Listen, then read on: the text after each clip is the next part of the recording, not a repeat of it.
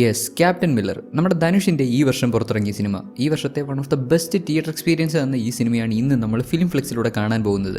Amazon പ്രൈമിൽ cinema available ആണ്. Cinema കണ്ടിട്ടില്ലാത്തവർ cinema കണ്ടതിന് ശേഷം അതിൽ എന്തെങ്കിലും മനസ്സിലാവാത്തതുണ്ടെങ്കിൽ ഈ ഒരു എക്സ്പ്ലനേഷൻ കാണാം. ഇതൊരു പക്ക തിയേറ്റർ വാച്ച് ഡിമാൻഡ് ചെയ്യുന്ന പടമാണ്. OTT കാണുമ്പോൾ അതിൻ്റേതായിട്ടുള്ള ലിമിറ്റേഷൻസ് ഉള്ളതുകൊണ്ട് എത്ര ആളുകൾക്ക് ഇത് ഇഷ്ടപ്പെട്ടു എന്നറിയില്ല. ഇഷ്ടപ്പെട്ടാലും അങ്ങനെ അല്ലെങ്കിലും ഇന്ന് നമ്മൾ ഈ സിനിമയുടെ കഥ വിശദമായിട്ട് കേൾക്കാൻ പോവാണ്. വീഡിയോയിലേക്ക് പോകുന്നതിന് മുമ്പ് ഈ ചാനൽ ഒന്ന് സബ്സ്ക്രൈബ് ചെയ്ത് സപ്പോർട്ട് ചെയ്തേക്കണേ. പുതിയൊരു തുടക്കമാണ്. മാക്സിമം നന്നായിട്ട് തന്നെ സിനിമ നിങ്ങൾക്ക് പ്രസന്റ് ചെയ്ത് തരാൻ ഞാൻ ശ്രമിക്കുന്നുണ്ടാവും. പ്രസന്റേഷനൊക്കെ ഇഷ്ടപ്പെടുവാണെങ്കിൽ കൂടെ കൂടിയോ ഒന്ന് ലൈക്ക് അടിച്ച് സപ്പോർട്ടും ചെയ്യുക. അങ്ങനെ അല്ലെങ്കിൽ എന്തെങ്കിലും കൂട്ടാനും കുറയ്ക്കാനും ഒക്കെ ഉണ്ടെന്ന് തോന്നുന്നുണ്ടെങ്കിൽ ഒരല്പം സമയമെടുത്ത് കാര്യങ്ങളൊക്കെ ഒന്ന് വിശദമായിട്ട് കമന്റ് ചെയ്ത് അറിയിച്ചാൽ അതിനനുസരിച്ചുള്ള മാറ്റങ്ങൾ നമുക്ക് കൊണ്ടുവരാം. ഈ സിനിമയിൽ ഏറ്റവും റെലവെന്റ് ആയിട്ടുള്ള ഒരു ഡയലോഗ് ഉണ്ട്. ഈ സിനിമയുടെ തുടക്കം മുതൽ എന്നെ പിടിച്ചിരുത്തിയ, എന്നെ അത്ര എക്സൈറ്റ് ചെയ്തൊരു ഡയലോഗാണത്. ഒരു മുത്തശ്ശി തന്റെ മക്കൾക്കും പേരക്കുട്ടികൾക്കും ഒക്കെ അവരുടെ കഥ പറഞ്ഞു കൊടുക്കുന്ന സമയത്ത്, അവരുടെ നാടിന്റെ അവരുടെ പൂർവികരുടെ കഥ പറഞ്ഞു കൊടുക്കുന്ന സമയത്ത് അവർ പറയുന്നൊരു വാചകമുണ്ട്. അതായത്, ഈ കഥ എനിക്കും മനസ്സിലായ പോലെയാണ് ഞാൻ നിങ്ങൾക്ക് പറഞ്ഞു തരുന്നത്. ഇനി ഇത് നിങ്ങൾക്ക് എങ്ങനെ മനസ്സിലാവുന്നു അതുപോലെ നിങ്ങൾ ഇത് നിങ്ങളുടെ തലമുറകൾക്ക് പറഞ്ഞു കൊടുക്കണം. വർഷങ്ങൾക്ക് മുമ്പ് പറയപ്പെട്ട സാധാരണ മനുഷ്യരുടെ കഥ, നമ്മളെപ്പോലെയുള്ള സാധാരണ മനുഷ്യരുടെ കഥ തലമുറകൾ കൈമാറി ഇന്ന് പറയപ്പെടുമ്പോൾ അന്നത്തെ സാധാരണ മനുഷ്യരിൽ നിന്ന് അത്ഭുത ശക്തിയുള്ള ദൈവങ്ങളായി മാറി. ഓരോ തലമുറയും ഈ കഥ മനസ്സിലാക്കിയത് പലതരത്തിലായിരുന്നു. അങ്ങനെയൊക്കെ പരിണാമം സംഭവിച്ച ഈ കഥകൾ അവരവരുടെ മക്കൾക്കും കൊച്ചുമക്കൾക്കും ഒക്കെ പറഞ്ഞു കൊടുത്തുകൊണ്ടേയിരുന്നു. ശരിക്കും ഇന്ന് നമ്മുടെ ചുറ്റും നടക്കുന്ന കാര്യങ്ങളുമായിട്ടൊക്കെ റിലേറ്റ് ചെയ്യാൻ പറ്റിയ നല്ലൊരു ഡയലോഗ് അല്ലേ? കുറേയധികം കാര്യങ്ങൾ ഇതെന്നെ ചിന്തിപ്പിച്ചു. നിങ്ങൾക്ക് ആർക്കെങ്കിലും ഇങ്ങനെ തോന്നിയായിരുന്നോ? തോന്നിയെങ്കിൽ കമന്റ് ചെയ്തറിയിക്കുക. നമുക്ക് നേരെ സിനിമയുടെ കഥയിലേക്ക് പോവാം.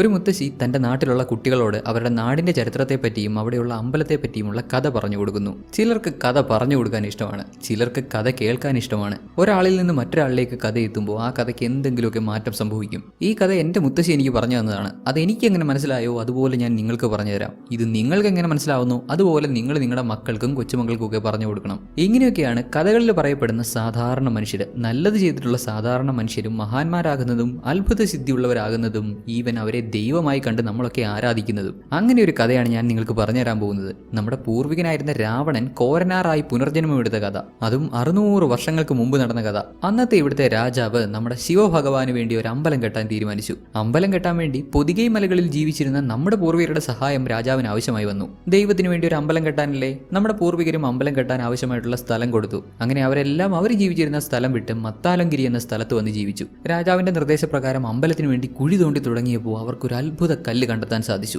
ആ അത്ഭുത കല്ലിനെ പറ്റിയുള്ള വാർത്ത 8 ദിക്കും പരന്നതും മറ്റു ദേശത്തുള്ള രാജാക്കന്മാർക്ക് അത് സ്വന്തമാക്കാൻ ഒരു ആഗ്രഹം തോന്നി. അമ്പലത്തിന്റെ പണി പൂർത്തിയാക്കാൻ 20 വർഷമെടുത്തു. ഈ 20 വർഷത്തിനിടയ്ക്ക് ആ അത്ഭുത കല്ല് സ്വന്തമാക്കാൻ വേണ്ടി 2 യുദ്ധങ്ങൾ വരെ നടന്നു. അപകടത്തിലായിരുന്ന നമ്മുടെ രാജ്യത്തെയും രാജാവിനെയും നമ്മുടെ മണ്ണിനെയും ഒക്കെ രക്ഷിച്ചത് നമ്മുടെ കോരനാറാണ്.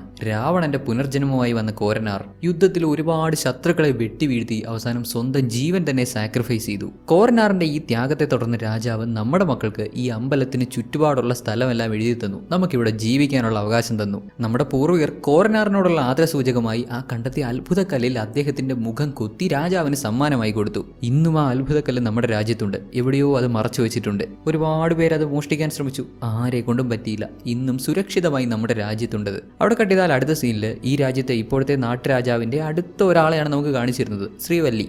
ആരെങ്കിലും പറ്റിക്കാനോ ചതിക്കാനോ എന്തെങ്കിലും ഒരു ചാൻസ് ഒത്തു കിട്ടിയാലോ അപ്പൊ ചതിക്കും. അങ്ങനെയുള്ളൊരു പുള്ളിക്കാരൻ. പുള്ളി ഇപ്പോൾ ഒരു പാട്ടൊക്കെ പാടി തീയൊക്കെ കാഞ്ഞ് എന്തോ ഒരു ആനന്ദത്തിൽ ഇങ്ങനെ ഇരിക്കുവാണ്. ഉദ്ദേശിച്ച കാര്യം എന്തോ നടന്നതുപോലെ. നോക്കുമ്പോൾ ബ്രിട്ടീഷ് പട്ടാളത്തിൽ ചേർന്ന ഈ നാട്ടുകാരനായ ഒരു വ്യക്തി ബ്രിട്ടീഷുകാർക്കെതിരെ പ്രവർത്തിച്ച മറ്റൊരു അത്യാവശ്യം പ്രായമായ ഒരു വ്യക്തിയെ പിടിച്ചുകൊണ്ടുവരുന്നു. ഇയാളിൽ നിന്ന് ഇയാളുടെ കൂട്ടാളിയെ പറ്റിയുള്ള വിവരങ്ങൾ ബ്രിട്ടീഷ് സേന മനസ്സിലാക്കി. ആരെ പറ്റിയുള്ള ഇൻഫർമേഷൻ ആണെന്നല്ലേ? നമ്മുടെ ഹീറോ ക്യാപ്റ്റൻ മില്ലറിനെ പറ്റി. ബ്രിട്ടീഷ് സേന തിരയുന്ന, അവർ ക്രിമിനലായിട്ട് പ്രഖ്യാപിച്ച ഒരു വ്യക്തിയാണ് നമ്മുടെ ഹീറോ മില്ലർ, ക്യാപ്റ്റൻ മില്ലർ. മില്ലറിനെ പിടിക്കാൻ ഒരുപാട് നാളായി ബ്രിട്ടീഷ് സേന ശ്രമിക്കുന്നുണ്ട്. 10,000 പണമൊക്കെ അവന്റെ തലയ്ക്ക് വില പറഞ്ഞ് നാട്ടുകാരായിട്ടുള്ള ആളുകളൊക്കെ അടിച്ച് തല്ലി ചതച്ച് ചോദ്യം ചെയ്ത് മില്ലറിന്റെ കൂട്ടാളികളായിരുന്ന ആളുകളെയൊക്കെ കണ്ടെത്തി അവരെയും അതിക്രൂരമായി ഉപദ്രവിച്ച് ഇവിടുത്തെ നാട്ടുരാജാവിന്റെ സഹായത്തോടു കൂടി ബ്രിട്ടീഷ് സേന ഒരുപാട് ഉപദ്രവങ്ങൾ ചെയ്യുന്നുണ്ട്. എങ്ങനെയും മില്ലറിനെ കണ്ടെത്തിയേ പറ്റൂ. കട്ടിയതാൽ അടുത്ത സീനിൽ ഫോറസ്റ്റ് ആൻഡ് വൈൽഡ് ലൈഫ് ഡിപ്പാർട്ട്മെന്റിന്റെ ഒരു ചെക്കിംഗ് സ്റ്റേഷൻ. അവിടെ മുഴുവൻ ഇംഗ്ലീഷ് പീപ്പിൾസിന്റെ കൺട്രോളിലാണെന്ന് പ്രത്യേകം പറയണ്ടല്ലോ. നമ്മുടെ മില്ലറിന്റെ നാട്ടുകാരായിട്ടുള്ള പാവപ്പെട്ട ജനങ്ങളെ അവിടെ പിടിച്ചുകൊണ്ട് പോയി തല്ലി ചതക്കുകയാണ് അവര്. പെട്ടെന്ന് സ്റ്റേഷനിലേക്ക് ആരോ വെടിയുതിർത്തു. മറ്റാരുമല്ല, നമ്മുടെ മില്ലറും അവന്റെ കൂട്ടാളികളും. ബ്രിട്ടീഷ് സേനയ്ക്കൊന്ന് ചിന്തിക്കാൻ പോലും സമയം കൊടുത്തില്ല. നിമിഷ നേരത്തിനുള്ളിൽ മില്ലറിന്റെ കൂട്ടാളികൾ ആ സ്റ്റേഷൻ ആക്രമിച്ച് അവിടെയുള്ള വെള്ളക്കാരെയെല്ലാം കൊന്നു തള്ളുന്നു. തന്റെ നാട്ടിലുള്ളവരെ എല്ലാവരെയും രക്ഷപ്പെടുത്തി. തന്റെ തലയ്ക്ക് വില പറഞ്ഞ് ബ്രിട്ടീഷുകാരടിച്ച ആ ഒരു പേപ്പർ ഉണ്ടല്ലോ, വാണ്ടഡ് നോട്ടീസ്, ആ നോട്ടീസിൽ ഇവന്റെ പേരിന് മുമ്പ് ക്യാപ്റ്റൻ എന്ന് എഴുതി ചേർത്തു. അവരച്ചടിച്ച പോലെ വെറും മില്ലർ അല്ല, ക്യാപ്റ്റൻ മില്ലർ. അങ്ങനെ അറിയപ്പെടാനാണ് നമ്മുടെ ഹീറോ ആഗ്രഹിക്കുന്നത്. അതും തങ്ങളിപ്പോൾ കൊന്നു തള്ളിയ ബ്രിട്ടീഷുകാരുടെ ചോര കൊണ്ട് തന്നെ എഴുതി അവന്മാരിൽ ഒരാളുടെ നെഞ്ചത്ത് വെച്ചിട്ട് പോകുന്നു. മില്ലർ ഇങ്ങനെയായി മാറാനുള്ള കാരണം എന്താണ്? അവന് ബ്രിട്ടീഷുകാരോട് ഇത്ര ദേഷ്യം തോന്നാനുള്ള കാരണം എന്താണ്? മുമ്പൊന്നും അവൻ ഇങ്ങനെ ആയിരുന്നില്ല. അവന്റെ പേര് മില്ലറൊന്നും ആയിരുന്നില്ല, ഈസ. അതാണ് നമ്മുടെ ഹീറോയുടെ യഥാർത്ഥ പേര്. ഈ നാട്ടിലെ ഭൂരിപക്ഷത്തെ പോലെ സാധാരണ ഒരു മനുഷ്യൻ തനിക്ക് ജീവിക്കാൻ ആവശ്യമായിട്ടുള്ള വരുമാനം കണ്ടെത്താനുള്ള കാര്യങ്ങളൊക്കെ ചെയ്ത് ജോലിയൊക്കെ ചെയ്ത് നല്ല രീതിയിൽ ജീവിച്ചു പോകുന്നു. നല്ല രീതിയിലെന്ന് പറയാൻ പാടില്ലല്ലോ, ബ്രിട്ടീഷുകാരുടെ അടിമത്തത്തിലുള്ള നാട്ടിൽ എന്തോന്ന് നല്ല രീതി, അങ്ങനെ ഇങ്ങനെയൊക്കെ തട്ടിമുട്ടി ജീവിച്ചു പോകുന്നു. നാട്ടിൽ ബ്രിട്ടീഷുകാർ മാത്രമല്ല പ്രശ്നം, ഈ നാടിന്റെ അധികാരമുള്ള രാജാവും പ്രശ്നമാണ്. അങ്ങേരും ബ്രിട്ടീഷുകാരോട് ചേർന്ന് അവർ പറയുന്ന കാര്യങ്ങളൊക്കെ കേട്ട് നാട്ടിലെ ജനങ്ങളെ താഴ്ന്ന ജാതി ഉയർന്ന ജാതി എന്ന് വേർതിരിച്ച് താഴ്ന്ന ജാതിക്കാരെ വെറും പട്ടിക്ക് സമമായിട്ട് കണ്ട് അങ്ങനെയൊക്കെയുള്ള ഒരു സെറ്റപ്പാണ്. കഥയുടെ തുടക്കത്തിൽ ഒരു മുത്തശ്ശി കൊച്ചുകുട്ടികൾക്ക് പറഞ്ഞു കൊടുത്ത കഥയിൽ അവരൊരു അമ്പലത്തെ പറ്റിയൊക്കെ പറയുന്നുണ്ടായിരുന്നല്ലോ. ഇവരുടെ പൂർവികർ അന്നത്തെ രാജാവിന് കൊടുത്ത സ്ഥലത്ത് പണിത ശിവക്ഷേത്രം. ഈ കാലത്ത് ആ അമ്പലത്തിൽ താഴ്ന്ന ജാതിയിലുള്ള ആളുകൾക്ക് പ്രവേശനമില്ല. ഉയർന്ന ജാതിയിലുള്ളവരല്ലാതെ ആർക്കും അമ്പലത്തിൽ കയറാൻ പറ്റത്തില്ല. അതാണ് ഇപ്പോഴത്തെ രാജാവിന്റെ തീരുമാനം. എന്തൊരു അവസ്ഥയാണെന്ന് നോക്കിക്കോണേ. ഇവരുടെ പൂർവികർ വിട്ടുകൊടുത്ത മണ്ണിൽ പണിത കോരനാറിന്റെ ത്യാഗത്തിൽ പടുത്തുയർത്തിയ അമ്പലത്തിൽ ഇന്ന് ഇവർക്ക് തന്നെ കയറാൻ പറ്റത്തില്ല. എന്തൊരു സ്നേഹമുള്ള രാജാവാ. താഴ്ന്ന ജാതിയിൽപ്പെട്ട ജനങ്ങൾ അമ്പലത്തിനകത്ത് പോലും കയറാൻ പറ്റാത്ത പുറത്ത് പണി ചെയ്യുന്നതൊക്കെ നോക്കി നിന്ന് ആസ്വദിക്കുന്ന രാജാവ്. മുറ്റത്ത് കുഴിയെടുത്ത് അതിൽ കഞ്ഞി വിളമ്പി കൊടുത്തിട്ട് താഴ്ന്ന ജാതിയിലുള്ള ആളുകൾ അത് കുടിക്കുന്നത് നോക്കി നിന്ന് ആസ്വദിക്കുന്ന, സന്തോഷത്തോടെ ആസ്വദിക്കുന്ന മഹാനെ പോലെ. ഒരിക്കൽ അമ്പലത്തിൽ ഉത്സവമൊക്കെ നടക്കുന്ന സമയം അമ്പലത്തിലേക്ക് ഈ നാട്ടിലെ രാജാവിന്റെ മകൾ വരുന്നുണ്ട്. രാജകുമാരി, അതിസുന്ദരിയാണ് രാജകുമാരി എന്നൊക്കെ ഇവർ പറഞ്ഞു കേട്ടിട്ടേ ഉള്ളൂ. നഗരത്തിൽ പഠിക്കുന്ന രാജകുമാരി അപൂർവങ്ങളിൽ അപൂർവമായി മാത്രമേ ഇങ്ങനെയൊക്കെ ഇവരുടെ നാട്ടിലേക്ക് വരാറുള്ളൂ. താഴ്ന്ന ജാതിയിലുള്ളവർക്ക് അമ്പലത്തിൽ കയറാൻ പറ്റാത്തത് കൊണ്ട് ഉയർന്ന ജാതിയിലുള്ളവർക്ക് മാത്രമേ രാജകുമാരിയെ കാണാൻ പോലും പറ്റൂ. സുന്ദരിയായ ആ രാജകുമാരിയെ ഒന്ന് കാണാൻ പറ്റിയിരുന്നെങ്കിലോ എന്ന് നമ്മുടെ ഈസയ്ക്ക് ഒരു ആഗ്രഹം. രാജകുമാരിയെ കാണാൻ വേണ്ടി സൈനികരുടെ കണ്ണുവെട്ടിച്ച് അമ്പലത്തിനുള്ളിൽ കയറാൻ വേണ്ടി തന്റെ കൂട്ടുകാരനുമായി ചേർന്ന് പ്ലാൻ ഇട്ടു. അമ്പലത്തിൽ എന്തോ പ്രത്യേക ദിവസമായതുകൊണ്ട് പുറത്തുനിന്ന് ഒരുപാട് ആളുകൾ വരുന്നുണ്ടേ, അവരുടെ കൂട്ടത്തിൽ കൂടി നൈസായിട്ട് അകത്ത് കയറിയേക്കാം. ഉദ്ദേശിച്ച പോലെ കാര്യം നടന്നു. തന്ത്രപരമായിട്ട് നമ്മുടെ ഹീറോയും ഹീറോയുടെ ഒരു സുഹൃത്തും അമ്പലത്തിനകത്ത് കയറി. രാജകുമാരിയെ കണ്ടു. ദേ ഈ പ്രായമായ വ്യക്തിയാണ് രാജാവ്, ഇത് രാജകുമാരി. അമ്പലത്തിന് ചുറ്റും ജീവിക്കുന്ന ജനങ്ങളുണ്ടല്ലോ, ഈ അമ്പലത്തിന് വേണ്ടി സ്ഥലം കൊടുത്ത ജനങ്ങൾ, അവരെ എല്ലാവരെയും ഇവിടുന്ന് ഒഴിപ്പിച്ച് അവിടെ രാജകുമാരിക്ക് വേണ്ടി വലിയൊരു പാലസ് നിർമ്മിക്കാമെന്നൊക്കെ രാജാവ് പറയുന്നുണ്ട്. നമ്മുടെ ഈസയും കൂട്ടുകാരനും രാജകുമാരിയുടെ സൗന്ദര്യമൊക്കെ നോക്കി അങ്ങനെ വാ വളർന്ന് നിന്നപ്പോൾ ഇവിടുത്തെ പ്രിൻസ് ഇവന്മാരെ കണ്ടു. പണിവാളി. താഴ്ന്ന ജാതിക്കാർ അമ്പലത്തിനകത്ത് കയറിയെന്ന് മനസ്സിലായതും രാജാവിന്റെ സൈനികർ ഇവരെ പിടിക്കാൻ വേണ്ടി വരുന്നു. ദേ ഈ ചുവന്ന വസ്ത്രം ധരിച്ച് ഇവരെ കണ്ടില്ലേ, ഇവരാണ് രാജാവിന്റെ സൈനികർ. രക്ഷപ്പെടാൻ വേണ്ടി ഈസയും കൂട്ടുകാരനും അമ്പലത്തിനുള്ളിൽ തന്നെ ഒരു ചെറിയ ഗ്യാപ്പിൽ ഒളിച്ചിരിക്കുന്നുണ്ട്. ഇവിടുന്ന് പുറത്തു പോകുന്നവരെ ഒട്ടും സേഫ് അല്ല. എങ്ങനെ രക്ഷപ്പെടാൻ പറ്റും? പുറത്തോട്ട് പോകുന്ന എല്ലാ വാതിലും സൈനികരുണ്ട്. ഇങ്ങനെ ആകെ സ്റ്റക്കായിരിക്കുന്ന സമയത്താണ് ഒട്ടും പ്രതീക്ഷിക്കാതെ ഒരാൾ നമ്മുടെ ഈസയുടെ കയ്യിൽ കയറി പിടിക്കുന്നത്. നോക്കുമ്പോൾ അതൊരു പെണ്ണാണ്, ഉയർന്ന ജാതിയിൽപ്പെട്ട ഒരു പെണ്ണ്. അവൾ ഇവരെ രക്ഷപ്പെടാൻ സഹായിക്കുന്നു. അമ്പലത്തിനുള്ളിലൂടെ ഒന്ന് ചുറ്റിക്കറങ്ങി സൈനികരില്ലാത്ത വഴിയിലൂടെ ഇവരെ രണ്ടുപേരെയും രക്ഷപ്പെടുത്തുന്നു. അങ്ങനെ ഒരു വിധത്തിൽ രക്ഷപ്പെട്ട് നമ്മുടെ ഈസയും കൂട്ടുകാരനും അവരുടെ നാട്ടിലെത്തി. അപ്പൊ അവിടുത്തെ ഒരു പാട്ടി ചോദിക്കും, എവിടെ പോയി കിടക്കുമായിരുന്നു രണ്ടെണ്ണം കൂടെ? നിങ്ങളുടെ കെട്ടിയവനെ അന്വേഷിച്ചു പോയത് എന്ത്? പാവം പാട്ടി, കിട്ടേണ്ടത് കിട്ടി, മുറുക്കാനും ചവച്ചോണ്ട് അവിടെ ഇരിപ്പുണ്ട്. എന്തായാലും ഉദ്ദേശിച്ച കാര്യം നടന്നു. സുന്ദരിയായ രാജകുമാരിയെ കണ്ടു. എന്നാൽ നമ്മുടെ ഹീറോയ്ക്ക് സുന്ദരിയായ രാജകുമാരിയെക്കാളും സുന്ദരിയായിട്ട് തോന്നിയത് ഇവരെ രക്ഷപ്പെടുത്തിയ ആ ഒരു പെണ്ണിനെയാണ്. എന്നാലും ആരായിരിക്കും അവള് നമ്മളെ രക്ഷപ്പെടുത്തിയില്ലേ? അവളെ പറ്റി കൂടുതൽ കാര്യങ്ങൾ അറിയാൻ ഈസയ്ക്ക് ഒരു ആഗ്രഹം. ഇന്നാട്ടിൽ താമസിക്കുന്ന ഒരു സ്ത്രീക്ക് അവളെ പറ്റി അറിയായിരുന്നു. അവളുടെ പേര് വേൽമതി. രാജാവിന്റെ ചേട്ടന്റെ മകളാണ്. അവളുടെ ചെറിയ പ്രായത്തിൽ തന്നെ അവൾക്ക് അവളുടെ അച്ഛനെയും അമ്മയും നഷ്ടപ്പെട്ടു. പിന്നെ അങ്ങോട്ട് രാജാവും രാജകുമാരനുമാണ് അവളുടെ കാര്യങ്ങളൊക്കെ നോക്കി അവളെയും വളർത്തിക്കൊണ്ട് വരുന്നത്. നമ്മുടെ രാജകുമാരി പഠിക്കുന്ന അതേ സ്ഥലത്ത് തന്നെയാണ് അവളും പഠിക്കുന്നത്. പിന്നെ മറ്റൊരു കാര്യം, വേൽമതിയുടെ അച്ഛനെയും അമ്മയും കൊന്നതാണെന്നൊരു റൂമറുണ്ട്. ഇപ്പോഴത്തെ രാജാവും അങ്ങേരുടെ മകനും കൂടെ അധികാരത്തിന് വേണ്ടി രാജാവിന്റെ ചേട്ടനെ കൊന്നുകളഞ്ഞതാണെന്ന്. ഈ റൂമർ സത്യമായിരിക്കാം. അധികാരം മാത്രമാണല്ലോ ചിലരുടെ ലക്ഷ്യം. അതിനുവേണ്ടി എന്തും ചെയ്യാൻ മടിയില്ലാത്ത കൂട്ടത്തിലുള്ളതാണ് ഈ രാജാവൊക്കെ. റൂമേഴ്സ് ഇവിടെ കൊണ്ട് അവസാനിക്കുന്നില്ല. രാജാവിന്റെ ഒരു വെപ്പാട്ടി ഉള്ളതായിട്ടും അതിൽ രാജാവിന് ഖാന്തിയ എന്നൊരു മകനുള്ളതായിട്ടും ഒക്കെ പറയപ്പെടുന്നുണ്ട്. ഇതിൽ ആരൊക്കെ തമ്മിൽ ബന്ധമുള്ളതാണെന്നോ ആരാരുടെ ഭാര്യയാണെന്നോ ആരാരുടെ മകനാണെന്നുള്ള കാര്യത്തിൽ രാജാവിന്റെ കുടുംബത്തിൽ തന്നെ കുറെ സംശയങ്ങളുണ്ടത്രേ. സ്വാഭാവികം, രാജാവിന് എന്തു ആവാലോ. ഈസയും കൂട്ടുകാരനും അമ്പലത്തിൽ കയറി വേൽമതി അവരെ രക്ഷപ്പെടുത്തി. ഇതൊരു കാരണമായി പറഞ്ഞ് രാജാവ് നാട്ടിൽ ജീവിക്കുന്ന കുറെ ജനങ്ങളെ എടുത്തിട്ട് അടിക്കുന്നുണ്ട്. ആരാണ് അമ്പലത്തിൽ കയറിയത്, ആരെങ്കിലും അമ്പലത്തിൽ കയറിയോ രക്ഷപ്പെട്ടോ, ഇതൊന്നും ആ പാവങ്ങൾക്ക് അറിയത്തില്ല. എന്നാലും അവരടികൊള്ളേണ്ട അവസ്ഥ.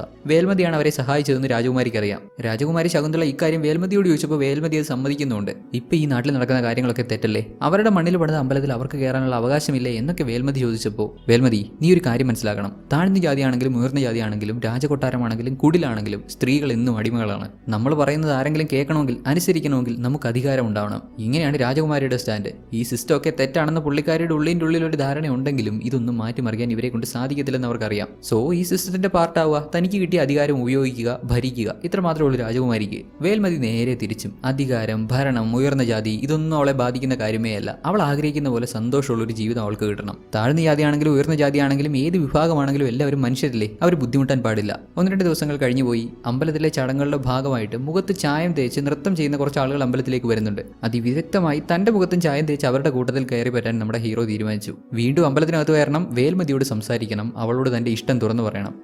അതിനിടയ്ക്ക് ഇഷ്ടമൊക്കെ പൊട്ടിമുളച്ചു. അവൾ ഓക്കെ പറഞ്ഞാൽ അവളെയും കൊണ്ട് എവിടെയും പോയി ജീവിക്കാം, അതല്ലെന്നുണ്ടെങ്കിൽ പട്ടാളത്തിൽ ചേർന്നേക്കാം, ബ്രിട്ടീഷ് ആർമിയിൽ ചേർന്നേക്കാമെന്ന് ഹീറോ ഇങ്ങനെ തീരുമാനിച്ച് ഇതേ ദിവസം തന്നെ നമ്മുടെ വേൽമതി ഇവിടുന്ന് ഓടി ഓടിപ്പോകാൻ തീരുമാനിച്ചിരിക്കുകയാണ്. രാജാവും രാജാവിന്റെ മകനും ഒക്കെ കാണിക്കുന്ന ഈ പരിപാടിയൊക്കെ കാണിച്ച് ഈ മണ്ണിൽ ജീവിക്കാൻ അവൾ ആഗ്രഹിക്കുന്നില്ല. മറ്റെങ്ങോട്ടോ പോയി ജീവിക്കാൻ ആഗ്രഹിക്കുന്നുണ്ട്. ഇക്കാര്യം ശകുന്തളയും മനസ്സിലാക്കുന്നുണ്ട്. രാജകുമാരി ശകുന്തള അറിയുന്നുണ്ട്, കുഴപ്പമില്ല, പുള്ളിക്കാരി എപ്പോഴും ഇവൾക്ക് സപ്പോർട്ടാണ്. എന്നാൽ രാജാവോ രാജാവിന്റെ മകനോ ഇക്കാര്യം പറഞ്ഞാൽ പ്രശ്നമാണ്. വേൽമതിയുടെ നിർഭാഗ്യം എന്ന് പറയട്ടെ, രാജാവിന്റെ സൈനികരിൽ പ്രധാനി അതാണ് ദേ ഈ പുള്ളിക്കാരൻ. ഇങ്ങേര് എങ്ങനെയോ ഈ വിവരം അറിഞ്ഞ് അത് രാജാവിനെ അറിയിച്ചു. വർഷങ്ങൾക്ക് മുമ്പ് അവളുടെ അച്ഛനെയും അമ്മയും നമ്മൾ ഇല്ലാതാക്കിയതല്ലേ, ഇതാണ് അവളെയും കൊല്ലാനുള്ള അവസരം. ഇക്കാര്യത്തെ പറ്റി ഒരിക്കലും ശകുന്തള അറിയാൻ പാടില്ല. വേൽമതി ഇപ്പൊ എവിടെയാണെങ്കിലും അവളെ കണ്ടുപിടിച്ചോണ്ട് വാ, രാജാവ് ഉത്തരവിട്ടു. രാജാവിന്റെ ഈ നീക്കം ശകുന്തള അറിയരുതെന്ന് പ്രത്യേകം പറയുന്നതിന്റെ കാരണം, ശകുന്തള എങ്ങാനും കാര്യം പറഞ്ഞാൽ ശകുന്തള തന്റെ സുഹൃത്ത് വേൽമതിയെ കൊല്ലാൻ സമ്മതിക്കുമോ? ഒരിക്കലുമില്ല. ഇവിടെ ഓടിപ്പോകാൻ തീരുമാനിച്ചു എന്നൊരൊറ്റ കാരണത്താൽ ഇവർക്ക് വേൽമതിയെ ഇല്ലാതാക്കാനും പറ്റും. അങ്ങനെ രാജാവിന്റെ ഉത്തരവനുസരിച്ച് സൈനികർ വേൽമതിയെ തടഞ്ഞു. എന്നാൽ ഇക്കാര്യങ്ങളൊക്കെ വേഷം മാറി അമ്പലത്തിൽ കയറിയ നമ്മുടെ ഹീറോ കാണുന്നുണ്ടായിരുന്നു. ഹീറോ ഇതിൽ ഇടപെട്ടു. കല്ലുകളും കമ്പുകളൊക്കെ ഉപയോഗിച്ച് സൈനികരെ അടിച്ചിട്ട്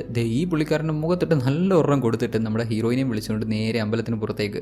നിങ്ങളുടെ പേര് വേൽമതി എന്നല്ലേ? അന്ന് നിങ്ങൾ എന്നെ രക്ഷപ്പെടുത്തിയായിരുന്നു, ഓർമ്മയുണ്ടോ? പിന്നെ എനിക്കൊരു കാര്യം പറയാനുണ്ട് എന്നിങ്ങനെയൊക്കെ പറഞ്ഞു തുടങ്ങിയപ്പോഴേക്കും വേൽമതിയുടെ കാമുകം വരുന്നു. അടിപൊളി, തുടങ്ങുന്നതിന് മുമ്പ് എന്നെ ചീറ്റിപ്പോയല്ലോ ഈസ.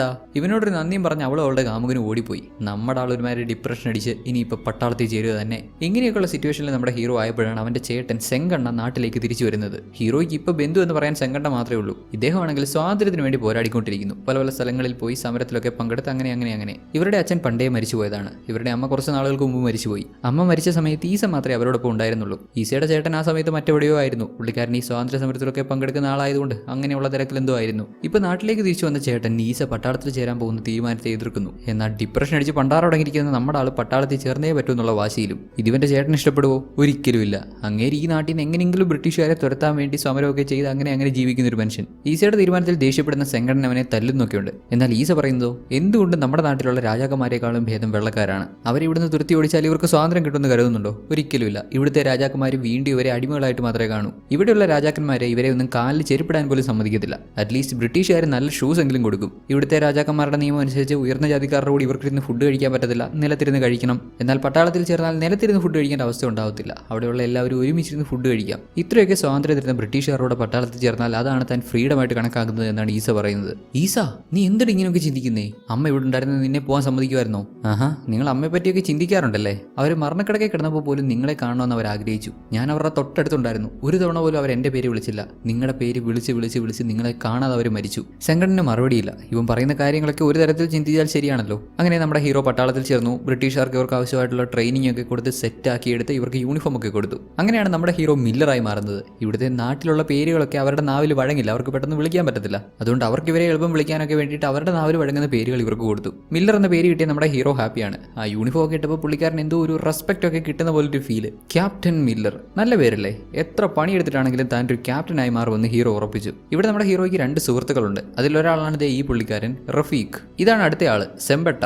ബ്രിട്ടീഷുകാർ സെമ്പട്ടയ്ക്ക് കൊടുത്തിരിക്കുന്ന പേര് സ്റ്റീഫൻ. ആ പേര് അവനെ കൊണ്ട് നേരാമണ്ണം വായിക്കാൻ പോലും പറ്റത്തില്ല. എന്നാലും അത്യാവശ്യം ഗമയുള്ളൊരു പേര് തന്നെ കിട്ടി. എന്തോന്ന് നിന്റെ പേര് സ്റ്റീഫൻ എന്നാ? നാട്ടിൽ പശുവിനെയൊക്കെ മേയിച്ച് നടന്ന നിനക്കൊക്കെ ഇടാൻ പറ്റിയ നല്ല പേര് തന്നെ. ഇങ്ങനെ നമ്മുടെ സ്റ്റീഫനായി മാറിയ സെമ്പട്ടയെ കളിയാക്കി പറഞ്ഞുകൊണ്ട് പോകുന്നത് ഇവനാണ് ബ്രിട്ടീഷുകാരുടെ അടിമക്കണ്ണ്. ഈ നാട്ടുകാരൻ തന്നെ, പക്ഷെ നാടിനോട് ഒരു റെസ്പെക്റ്റും ഇല്ല. അവൻ ചെയ്യുന്ന ജോലിയോട് അത്ര ആത്മാർത്ഥതയുണ്ട്. ബ്രിട്ടീഷുകാർ എന്ത് പറഞ്ഞാലും ചെയ്യാൻ തയ്യാറാണ്. അവർക്ക് വേണ്ടി മരിക്കാൻ പോലും തയ്യാറാണ്. ശേഷം അടുത്ത ദിവസം ഒരു കമാൻഡർ പുതിയതായിട്ട് പട്ടാളത്തിൽ ചേർന്ന നമ്മുടെ ഹീറോ ഉൾപ്പെടെ ഇവരെ എല്ലാവരെയും കൂട്ടിക്കൊണ്ട് ഒരു കടൽ തീരത്തേക്ക് ചെല്ലുന്നു. അവിടെ ഒരുപാട് ആളുകൾ തടിച്ചു കൂടിയിട്ടുണ്ട്. സ്വാതന്ത്ര്യത്തിന് വേണ്ടി പോരാടുന്നവർ. ബ്രിട്ടീഷുകാർ നാട് വിട്ടു പോകണമെന്ന് അവർ ഏറ്റുവിളിച്ച് പറഞ്ഞുകൊണ്ടേയിരിക്കുന്നു. ഈ സമരം അവസാനിപ്പിക്കാൻ വേണ്ടിയാണ് പുതിയതായിട്ട് പട്ടാളത്തിൽ ചേർന്ന ഇവരെല്ലാവരെയും കൊണ്ട് കമാൻഡർ അങ്ങോട്ട് ചെന്നത്. അങ്ങേർ ഉത്തരവാവട്ടെ അവിടെ സമരം ചെയ്യുന്ന മുഴുവൻ ആളുകളെയും വെടിവെച്ച് കൊന്നേക്കാൻ. ഇത് കേട്ട് നമ്മുടെ മില്ലർ ആകെ അങ്ങ് തരിച്ചുപോയി. തന്റെ നാട്ടിലെ ജനങ്ങളെ കൊല്ലാൻ ഇയാൾ ഉത്തരവിടുന്നു. നമ്മുടെ ഹീറോയ്ക്കും റഫീഖിനും സ്റ്റീഫനും ഒക്കെ ആ ഓർഡർ അനുസരിക്കാൻ ഭയങ്കര ബുദ്ധിമുട്ട്. എന്നാൽ ഓർഡർ കിട്ടിയതും ഒരു ബുദ്ധിമുട്ടും ഇല്ലാത്ത കുറച്ച് പേര് ഷൂട്ട് ചെയ്യുന്നു. അതിൽ നമ്മൾ ഒരല്പം മുമ്പ് കണ്ട ബ്രിട്ടീഷുകാരുടെ അടിമക്കണ്ണായിട്ടുള്ള ആ പുള്ളിക്കാരനുണ്ട്. നമ്മുടെ സ്റ്റീഫനെ കളിയാക്കി അവൻ തന്റെ നാട്ടിലെ ജനങ്ങൾ ഇങ്ങനെ മരിച്ചു വീഴുന്നത് കൊണ്ട് നിസ്സഹാനായി നിൽക്കുന്ന നമ്മുടെ ഹീറോയെ കാണുന്ന കമാൻഡർ അവനോട് ഷൂട്ട് ചെയ്യാൻ ആവശ്യപ്പെടുന്നു. ഹീറോയ്ക്ക് മറ്റൊരു ഓപ്ഷൻ ഇല്ല. ഇങ്ങേരുടെ ഓർഡർ തെറ്റിച്ച് കഴിഞ്ഞാൽ വലിയ പ്രശ്നമാണ്. അതുകൊണ്ട് മനസ്സില്ലാ മനസ്സോടെ നമ്മുടെ ഹീറോയും ഷൂട്ട് ചെയ്യുന്നു. സ്റ്റീഫനും റഫീഖും ഒക്കെ ഒട്ടും മനസ്സിലാതെ തങ്ങളുടെ ജനങ്ങളെ ഷൂട്ട് ചെയ്ത് കൊല്ലേണ്ടി വരുന്നു.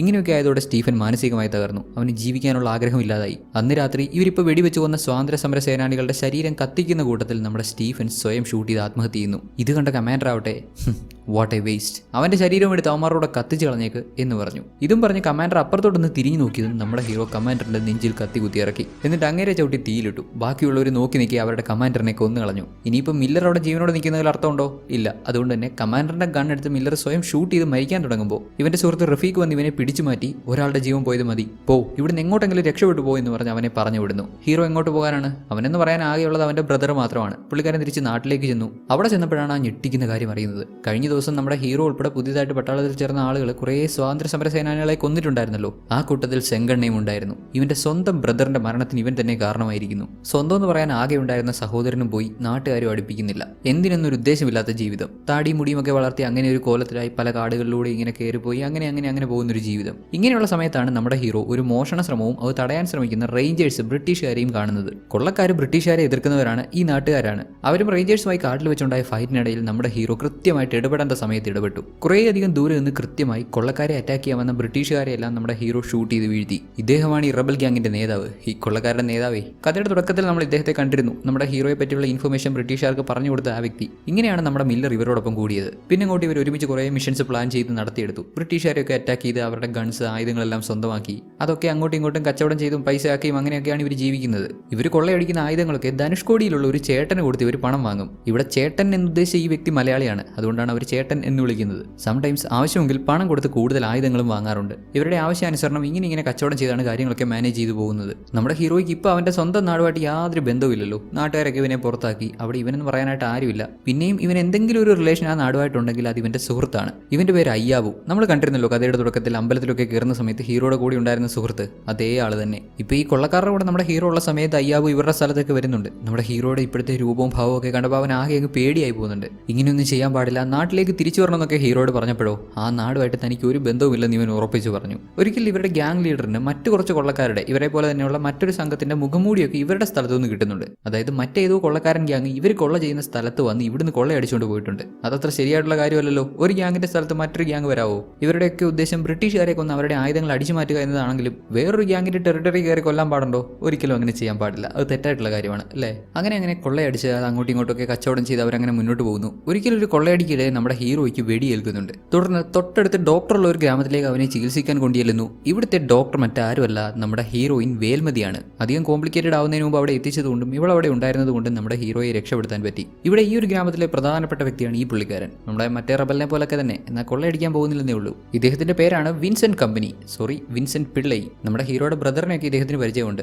സ്വാതന്ത്ര്യ സമര സേനാനികളെയും ഇതേപോലെയുള്ള കൊള്ളക്കാരൻ ഗ്യാങ്ങിനെയൊക്കെ ഇദ്ദേഹത്തിന് നല്ല പരിചയമുണ്ട്. ഒരുപാട് വർഷങ്ങളായി വെള്ളക്കാർക്കെതിരെയുള്ള പോരാട്ടത്തിലല്ലേ, അപ്പോൾ അതിനനുസരിച്ചുള്ള പരിചയമുണ്ട്. അന്ന് നീ ഉൾപ്പെടെയുള്ള നമ്മുടെ നാട്ടിലെ ആളുകൾ പട്ടാളത്തിൽ ചേർന്ന് ഒരുപാട് പേരെ അവിടെ വെച്ച് കൊന്നു തള്ളിയില്ലേ? അവരാരും ആരെയും ആക്രമിക്കാൻ വന്നതല്ല. അവരുടെ പക്കൽ ആയുധങ്ങളൊന്നുമില്ലായിരുന്നു. സമാധാനപരമായ ഒരു സമരത്തിനാണ് അവർ വന്നത്. അന്ന് നീ ഉൾപ്പെടെയുള്ളവർ കൊന്നു തള്ളിയ ആ കൂട്ടത്തിൽ നിന്റെ ബ്രദർ മാത്രമല്ല, നിന്റെ ജീവൻ രക്ഷിച്ച ഈ വേൽമതിയുടെ ഹസ്ബൻഡ് കൂടി ഉണ്ടായിരുന്നു. വിൻസെന്റ് ഇങ്ങനെ പറയുന്നത് കേട്ടതും വേൽമതി പെട്ടെന്ന് അപ്സെറ്റായി. തന്റെ ഹസ്ബൻഡിനെ കൊന്നവനെയാണോ താനിപ്പോൾ രക്ഷിച്ചത്? ഇങ്ങനെ ഒരുത്തനെ തന്റെ സ്വന്തം കൈ കൊണ്ട് രക്ഷപ്പെടുത്തേണ്ടി വന്നല്ലോ. ഇതിനൊക്കെ ശേഷം നമ്മുടെ കൊള്ളക്കാരൻ ലീഡർ വിൻസെന്റുമായിട്ട് സംസാരിക്കുന്നു. ഈ കൊള്ളക്കാരൻ ലീഡറിന് നേരത്തെ കിട്ടിയിട്ടുണ്ടായിരുന്ന ഒരു മുഖംമൂടി ഉണ്ടല്ലോ, അത് ഇദ്ദേഹത്തെ കാണിച്ചു കൊടുത്തിട്ട്, ഇവന്മാർ ഏത് കൂട്ടമാണെന്ന് നിങ്ങൾക്ക് അറിയാലോ, ഇവന്മാർ എന്റെ ടെറിട്ടറി കടന്നു കയറി ഞാൻ നോക്കി വെച്ചത് അടിച്ചുകൊണ്ട് പോയി. ഇനിമേൽ ഇങ്ങനെ സംഭവിക്കരുത്, ഒന്ന് പറഞ്ഞു വെച്ചേക്ക്.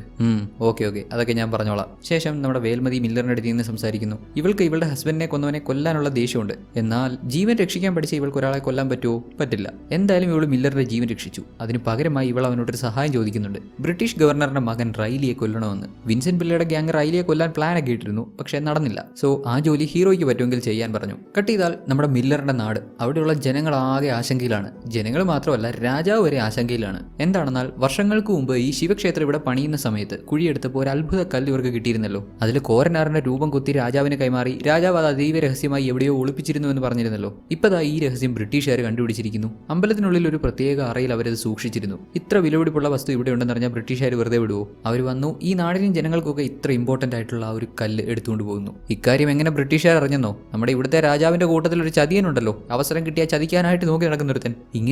ഇങ്ങനെ എപ്പോൾ എങ്ങോട്ട് ചാടുമെന്ന് പറയാൻ പറ്റത്തില്ല. ആരുടെ കൂടെ നിന്നാലാണോ ഇയാൾക്ക് ഗുണം അങ്ങോട്ട് ചായും. അങ്ങനത്തെ ഒരു മനുഷ്യൻ. ഗവർണറുടെ മകൻ റൈലിയുടെ നേതൃത്വത്തിലാണ് ഇക്കാര്യങ്ങളൊക്കെ ചെയ്യുന്നത്. ഇപ്പൊ അവൻ ഇവിടെ വന്ന് ഈ അമ്പലവും ഇതിന്റെ ചുറ്റുപ്രദേശങ്ങളും ഒക്കെ കണ്ടപ്പോൾ അമ്പലത്തിന് ചുറ്റുമുള്ള നമ്മുടെ ഹീറോയുടെ ഗ്രാമക്കാർ താമസിക്കുന്ന സ്ഥലമില്ലേ, ആ സ്ഥലമെല്ലാം പിടിച്ചെടുത്ത് അവരെല്ലാം ഒഴിപ്പിച്ച് അവിടെ ഗവർണറിന്റെ പുതിയ എസ്റ്റേറ്റ് ഉണ്ടാക്കാമെന്നും പറയുന്നുണ്ട്. ആക്ച്വലി രാജാവിന് ഈ സ്ഥലത്തിന് വേറെ പ്ലാൻ ഉണ്ടായിരുന്നു. രാജകുമാരിക്ക് വേണ്ടി പുതിയ കൊട്ടാരം ഇവിടെ ഉണ്ടാകാമെന്നൊക്കെയാണ് പറഞ്ഞിരുന്നത്. പക്ഷേ ബ്രിട്ടീഷുകാർ ഇങ്ങനെ പറഞ്ഞ സ്ഥിതിക്ക്, അവർക്ക് ഈ സ്ഥലം വേണമെന്ന് പറഞ്ഞ സ്ഥിതിക്ക് ഇനിയിപ്പോൾ ഇങ്ങർക്കൊന്നും ചെയ്യാൻ പറ്റത്തില്ലല്ലോ. തലമുറകളായി സൂക്ഷിച്ചു വന്ന വിലപിടിപ്പുള്ള ആ ഒരു കല്ലും പോയി, സ്ഥലവും പോയി. എല്ലാം കൈകെട്ടി നിന്ന് നോക്കി കാണാൻ മാത്രമേ രാജാവിനും രാജപുത്രനും പറ്റുന്നുള്ളൂ. ഇവർക്ക് നേരിട്ട് ബ്രിട്ടീഷുകാരോട് യുദ്ധം ചെയ്യാൻ പറ്റത്തില്ലെങ്കിലും മറ്റാളുകൾ ത്രൂ അവരോട് യുദ്ധം ചെയ്ത് ഇവരുടെ തലമുറകളായി കൈമാറി വന്ന ആ കല്ല് വീണ്ടും സ്വന്തമാക്കാൻ രാജാവൊക്കെ ഒരു പ്ലാൻ ഇടുന്നുണ്ട്. അതിനുവേണ്ടി നമ്മുടെ മില്ലറിന്റെ സഹായം തേടാൻ ഇവർ തയ്യാറാവുന്നു. അതിനുവേണ്ടി ഇവർ നമ്മുടെ ഹീറോയുടെ ഫ്രണ്ടിനെ കൺവിൻസ് ചെയ്യുന്നു. നമ്മുടെ നാടിന്റെ പാരമ്പര്യം കാക്കാൻ ആ അത്ഭുത കല്ല് തിരിച്ചു പിടിക്കേണ്ടതുണ്ട്. ഇക്കാര്യത്തിൽ മില്ലർ ഇവരെ സഹായിക്കുവാണെന്നുണ്ടെങ്കിൽ ഈ നാട്ടിലെ താഴ്ന്ന ജാതിയിൽപ്പെട്ട എല്ലാവർക്കും അമ്പലത്തിനുള്ളിൽ പ്രവേശനം നൽകാമെന്ന് രാജാവ് സമ്മതിച്ചു. ഓഫ് കോഴ്സ് അത് ഇയാളുടെ വെറും ഒരു ഡ്രാമ മാത്രമാണ്. കാര്യം നടന്നു കഴിയുമ്പോൾ ഇയാൾ കാലുമാറും.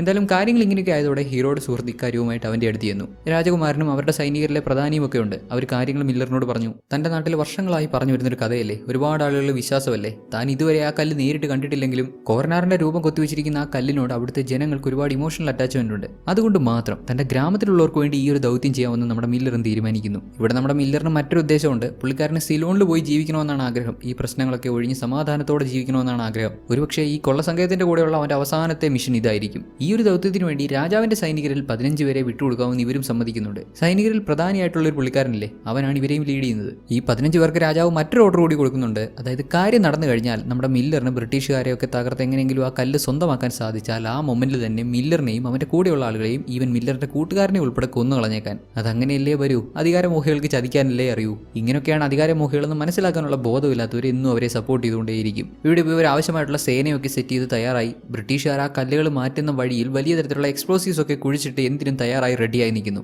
ബ്രിട്ടീഷ് ഗവർണറുടെ മകൻ റൈലിയുടെ നേതൃത്വത്തിലാണ് കല്ലുകൾ ട്രാൻസ്പോർട്ട് ചെയ്യുന്നത്. ഇവരുടെ വാഹനക്കൂട്ടത്തിൽ ഒന്നാമത് പോകുന്ന വാഹനം നമ്മുടെ മില്ലർ തകർത്ത് ഫൈറ്റ് ആരംഭിച്ചു. ബ്രിട്ടീഷ് സേന ഇവർക്ക് നേരെ ആക്രമണം നടത്തുമ്പോൾ ഒളിച്ചിരുന്നിട്ട് തക്ക അവസരം നോക്കി അവരെ തിരിച്ചടിക്കുന്നു. ഇവരോട് പിടിച്ചിരിക്കാൻ പാടാണെന്ന് മനസ്സിലാക്കിയ റൈലിയൊക്കെ ബാക്കിയുള്ള സോൾജേഴ്സിനെയും കൊണ്ട് അവിടെ നിന്ന് ഇത്രയും വേഗം പോകാൻ ശ്രമിക്കുമ്പോൾ നമ്മുടെ ഹീറോയും ഹീറോയുടെ കൂടെയുള്ള ആളുകളും അവരെ ഫോളോ ചെയ്ത് ചെല്ലുന്നു. കുറേ ബൈക്കുകളിലും 2 ജീപ്പുകളിലുമായിട്ട് ഫോളോ ചെയ്ത് ചെന്ന് തുടരെ ഫയർ ചെയ്യുന്നുണ്ട്. ഈ ചേസിനിടെ നമ്മുടെ രാജാവിന്റെ സൈനികരെ സഞ്ചരിച്ച വാഹനങ്ങളിൽ ഒരു ജീപ്പ് മറിയുന്നുണ്ട്. മറ്റൊരെണ്ണത്തിന്റെ കൺട്രോൾ തെറ്റി കല്ലിലേക്ക് ഇടിച്ചു കയറുന്നുണ്ട്. രാജാവിന്റെ സൈനികരിൽ പ്രധാനിയായിട്ടുള്ള കാലിയില്ലേ, അവനൊക്കെ സഞ്ചരിച്ച വാഹനം ഇവിടെ ഇങ്ങനെ ഇടിച്ചു നിന്നു. അതോടെ എന്തായാലും രാജാവിന്റെ പ്ലാൻ പൊളിഞ്ഞു. രാജാവ് ഇവരോട് പറഞ്ഞിരുന്നത് ഈ കല്ല് കണ്ടെടുത്ത് കഴിഞ്ഞാൽ ഉടനെ നമ്മുടെ ഹീറോയെയും കൂട്ടുകാരനെയൊക്കെ കൊന്നു കളഞ്ഞേക്കാനല്ലേ. ഇപ്പോൾ ആ അത്ഭുത കല്ലിനെ ചേസ് ചെയ്തു പോകുന്നത് നമ്മുടെ ഹീറോയും അവൻ ഭാഗമായിട്ടുള്ള ആ കൊള്ള സംഘത്തിലെ ആളുകൾ മാത്രമാണ്. ആ ഒരു ചേസിൽ ഗ്രനേഡുകൾ യൂസ് ചെയ്ത് ബ്രിട്ടീഷുകാരുടെ വാഹനങ്ങളെല്ലാം നമ്മുടെ ഹീറോ തകർക്കുന്നുണ്ട്. ഫൈനലി ആ ഒരു അത്ഭുത കല്ലും കൊണ്ട് രക്ഷപ്പെടാൻ ശ്രമിച്ച റൈലിയെയും കൊന്നുകളഞ്ഞു. റൈലിയെ കൊന്നുകളയാൻ വേൽമതി ആവശ്യപ്പെടുന്നുണ്ടായിരുന്നല്ലോ, അവൾ ആവശ്യപ്പെട്ട പോലെ ചെയ്തു. കല്ല് തിരിച്ചെടുത്തു. എന്നാൽ അതുകൊണ്ട് ഇവന്റെ ഗ്രാമത്തിലെ അമ്പലത്തിലേക്ക് പോകാനല്ല ഹീറോയുടെ ഉദ്ദേശം. അവൻ ആഗ്രഹിച്ച പോലെ സിലോണിൽ പോയി ജീവിക്കണം.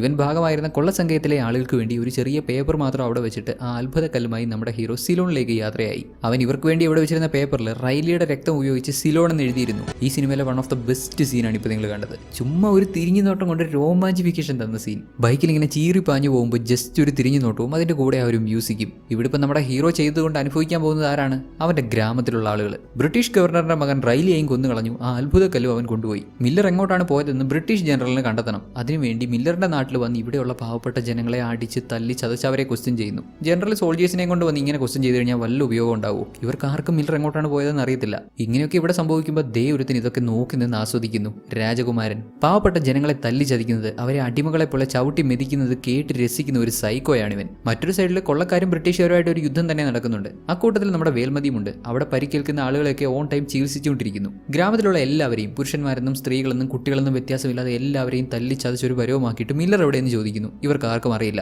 സോ നീയൊന്നും ഇപ്പോഴും പറയാൻ തയ്യാറല്ല. അങ്ങനെയെങ്കിൽ ഇനി അങ്ങോട്ടുള്ള ഓരോ മണിക്കൂറിലും നിങ്ങളിൽ ഓരോരുത്തരെ ഞങ്ങൾ കൊന്നുകൊണ്ടിരിക്കും. ആരും പറയാൻ തയ്യാറല്ലെങ്കിൽ നിങ്ങളിൽ എല്ലാവരും മരിക്കും. ആദ്യം തന്നെ ഒരു പുള്ളിക്കാരനെ പിടിച്ചുകൊണ്ട് വന്ന് ഇവരുടെ എല്ലാവരുടെയും മുന്നിൽ വെച്ച് അങ്ങേരെ ഷൂട്ട് ചെയ്ത് കൊന്നു കളയുന്നു. അയാളെ കൊന്നു കളഞ്ഞ ഈ പുള്ളിക്കാരനെ മനസ്സിലായില്ലേ? ബ്രിട്ടീഷുകാരുടെ അടിമക്കണ്ണ്. ട്രെയിനിങ് സമയത്ത് നമ്മുടെ സ്റ്റീഫനെ കളിയാക്കിയ അതേ അടിമക്കണ്ണ്. ഇങ്ങനെ സമയം പോകെ ഗ്രാമത്തിലുള്ള ഓരോരുത്തരെയായി ഇവർ കൊന്നു തള്ളുന്നു. ഓരോ മനുഷ്യരെ ഇങ്ങനെ ഷൂട്ട് ചെയ്ത് കൊല്ലുന്ന ശബ്ദമൊക്കെ ക്ഷേത്രത്തിനകത്തിരുന്ന് കേൾക്കുന്ന രാജകുമാരൻ ചിരിച്ചുല്ലസിച്ച് ആഘോഷിക്കുവാണ്. അത് അങ്ങനെ ഒരു സൈക്കോ. ഇത്രയും വർഷങ്ങൾ അവരെ അടിമകളായി കണ്ട് അവന്റെ മനസ്സ് ഇങ്ങനെയായി പോയി. ഇങ്ങനെയൊക്കെ സംഭവിക്കുന്നത് ദൂരെ നിന്ന് നമ്മുടെ കൊള്ളക്കാരൻ ഗ്യാങ്ങിന്റെ തലവനെ നോക്കി കാണുന്നുണ്ടായിരുന്നു. ജനങ്ങൾ ഇങ്ങനെ മരിച്ചു വീഴുന്നത് കണ്ട് അദ്ദേഹത്തിന് സഹികെട്ട് അദ്ദേഹം പിടികൊടുത്തു. മില്ലർ എവിടേക്കാണ് പോയിരിക്കുന്നതെന്ന് ഇദ്ദേഹത്തിന് അറിയാലോ. അവൻ സിലോണിലേക്കാണ് പോയിരിക്കുന്നത് എന്ന് ഇദ്ദേഹം ബ്രിട്ടീഷുകാരോട് പറയേണ്ടി വന്നു. അല്ലെങ്കിൽ ഈ ഗ്രാമത്തിലുള്ള ഒരാൾ പോലും ബാക്കിയാവത്തില്ല. ഈ സീനാണ് നമ്മൾ കഥയുടെ തുടക്കത്തിൽ കണ്ടത്. ഇദ്ദേഹം നമ്മുടെ ഹീറോയെ പറ്റിയുള്ള വിവരങ്ങളൊക്കെ ബ്രിട്ടീഷുകാർക്ക് പറഞ്ഞു കൊടുത്തിട്ട് വന്നിരിക്കുന്നത്. ഇതേ സമയം സിലോണിലേക്ക് പോകുന്ന നമ്മുടെ ഹീറോ ധനുഷ്കോടിയിൽ എത്തിയിട്ടുണ്ട്. അവിടെ വെച്ച് അവന്റെ കയ്യിലുള്ള പെട്ടി തുറക്കുന്നു. ആ അത്ഭുത കല്ലുള്ള പെട്ടി തുറക്കുന്നു. അതിനുള്ളിലുള്ള ആ അത്ഭുത കല്ല്, അതിൽ കൊത്തിവെച്ചിരിക്കുന്ന കോരനാറിന്റെ രൂപം കണ്ടത് നമ്മുടെ ഹീറോ അവന്റെ ലൈഫിൽ സംഭവിച്ച പഴയ കുറച്ച് കാര്യങ്ങൾ ഓർക്കുവാണ്.